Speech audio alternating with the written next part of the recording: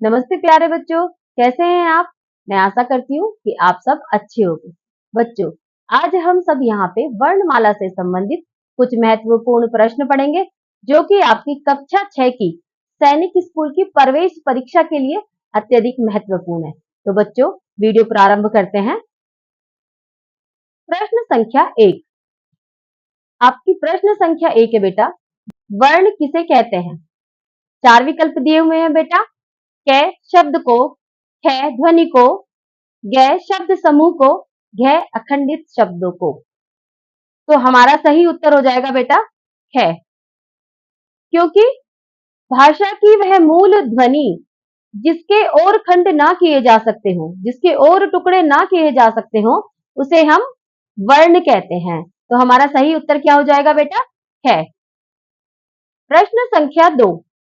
भाषा की लघुत्तम इकाई क्या है। हमारे इसमें 4 विकल्प दिए हुए हैं बेटा।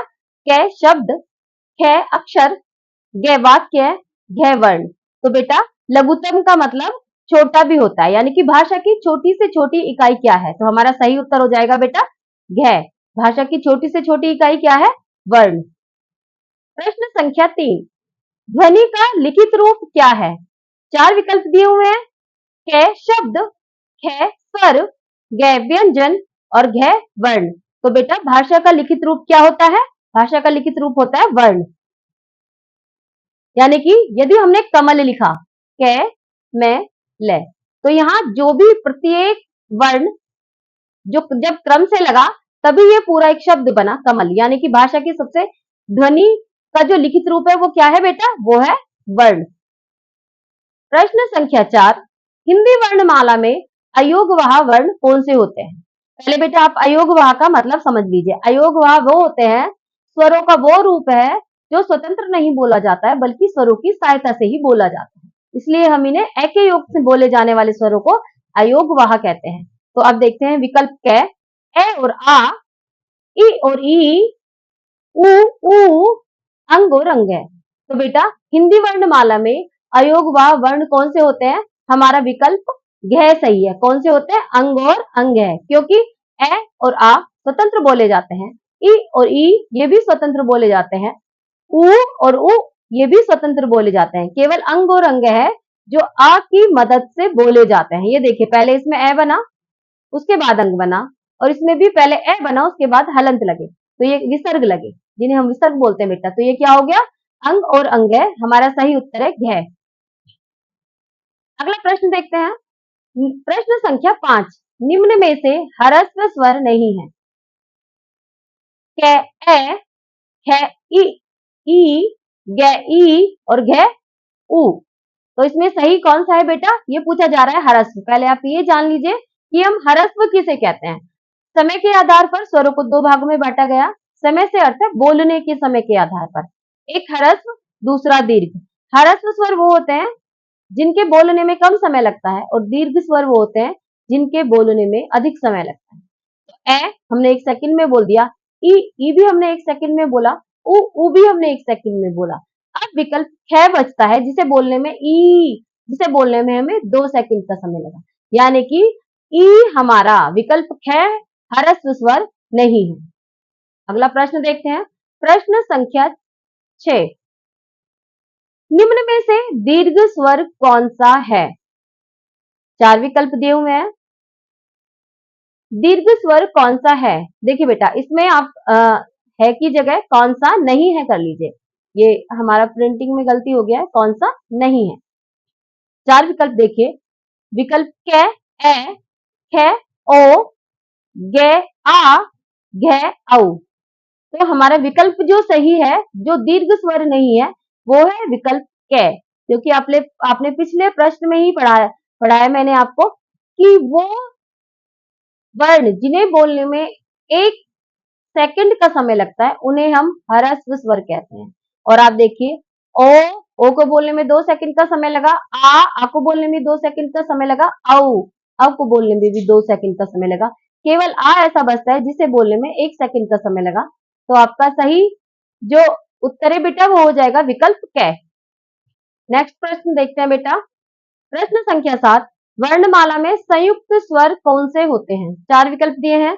कै, ए और आ, खे, ई, गे, ए, औ, घे, जय, झय। हमारा सही उत्तर है बेटा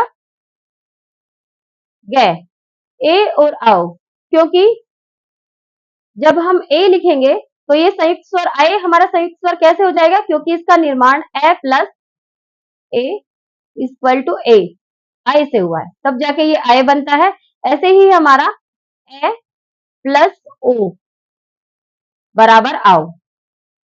देखिए, यानी कि ए को बनाने के लिए हमने ए की और ए की सहायता ली, तब जाके ये आय बना, और औ को बनाने के लिए हमने ए की और ओ की सहायता ली, तब जाके ये औ बना। तो यानी कि हमारा विकल्प कौन सा सही हो जाएगा, विकल्प ग। प्रश्न संख्या 8, निम्न में से बताइए कि नवीन विकसित ध्वनियां कौन सी हैं। 4 विकल्प दिए हुए हैं, ख, ज, उ, ए, औ, श और स। देखिए बेटा, हमारी वर्णमाला में ऐसी कोई भी ध्वनि नहीं है जिसके नीचे बिंदु लगा हो। तो आप देखिए, ख में उ और ऊ के नीचे भी बिंदु नहीं लगा है, आई और औ के नीचे भी बिंदु नहीं लगा है, श और स के नीचे भी बिंदु नहीं लगा है। तो हमारा सही विकल्प कौन सा हो जाएगा, विकल्प ए, क्योंकि ख और ज ये अरबी और फारसी है बेटा, अरबी और फारसी ध्वनियां हैं बेटा। इन्हें हम ग्रहित ध्वनि भी कहते हैं, क्योंकि ये हमने अरबी और फारसी से ग्रहण किया।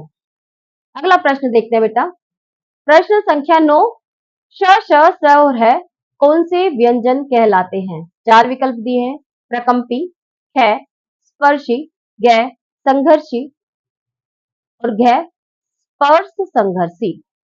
तो हमारा सही आंसर हो जाएगा बेटा संघर्षी, क्योंकि श, श, स और है को बोलने में हमारे फेफड़ों से जो हवा निकलती है उसे बाहर निकलने के लिए बहुत अधिक संघर्ष करना पड़ता है।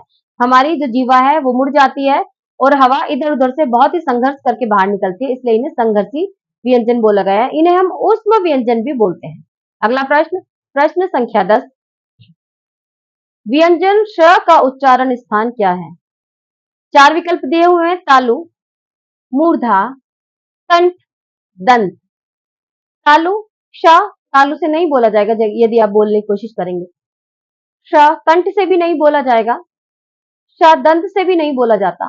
मूर्धा, हमारा सही उत्तर होगा बेटा ख, मूर्धा, क्योंकि जब हम श को बोलने की कोशिश करेंगे तो हमारी जीवा हल्की सी बेंड हो जाएगी और तालु के पीछे से हवा प्रेशर के साथ बाहर निकलेगी, इसलिए श हमारा मूर्धा है। सही उत्तर है हमारा बेटा ख। प्रश्न संख्या 11, 6 ध्वनियां किसके अंतर्गत आती हैं। तो बेटा हमारे 4 विकल्प है, मूल स्वर के, घोष स्वर के, संयुक्त वर्ण के, तालव्य के। हमारी 6 ध्वनियां आती हैं बेटा, हमारा सही विकल्प है ग। क्यों, क्योंकि जब मैंने आपको वर्णमाला पढ़ाई तो मैंने आपको बताया था कि हमारे संयुक्त वर्ण 4 होते हैं। कितने होते हैं बेटा, 4 होते हैं। जैसे पहला होता है श, दूसरा होता है त्र, तीसरा होता है बेटा हमारा ग और चौथा होता है हमारा श्र। ये देखिए, यानी कि ये 6 और 6, आपसे यही पूछा जा रहा है कि ध्वनि किसके अंतर्गत आते हैं, तो ये संयुक्त के अंतर्गत आती है। हमारा सही विकल्प क्या हो जाएगा बेटा ग। अगला प्रश्न है, प्रश्न संख्या 12, हिंदी शब्दकोश में 6 का क्रम किस वर्ण के बाद आता है। तो बेटा हिंदी शब्दकोश में 4 विकल्प दिए गए हैं, क, ख, छ, ग है, घ ग। तो बेटा हिंदी शब्दकोश में 6 का क्रम क के बाद आता है और हमारा सही विकल्प है क। अगला प्रश्न देखते हैं, प्रश्न संख्या 13, हिंदी वर्णमाला में स्वरों की संख्या कितनी होती है। क 12, ख 9, ग 11 और घ। हम इसे ग को हटा देंगे बेटा, कभी कभी गड़बड़ हो जाता है, तो हम लिखेंगे घ। ठीक है, चौथा विकल्प है हमारा घ 15। तो हमारा हिंदी वर्णमाला में स्वरों की संख्या कितनी होती है, तो हमारा सही विकल्प है बेटा ग। हिंदी वर्णमाला में स्वरों की संख्या कितनी होती है, 11।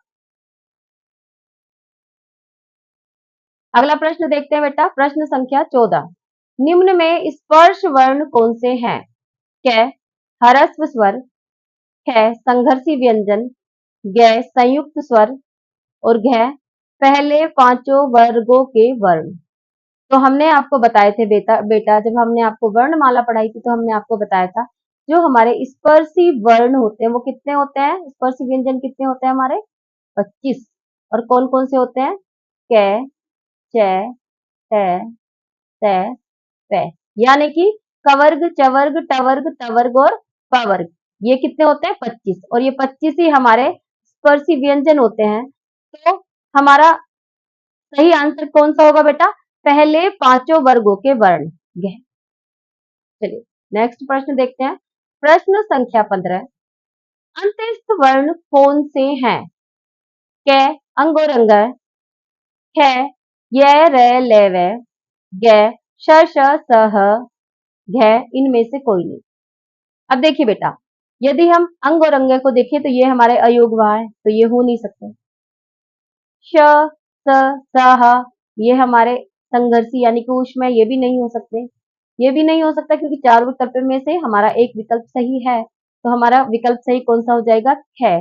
य र ल व को हम अंत्यस्थ बोलते हैं क्योंकि इनके हमारे फेफड़ों के अंदर से जब ध्वनि निकल के आती है तो बेटा वो सीधे बाहर आती है।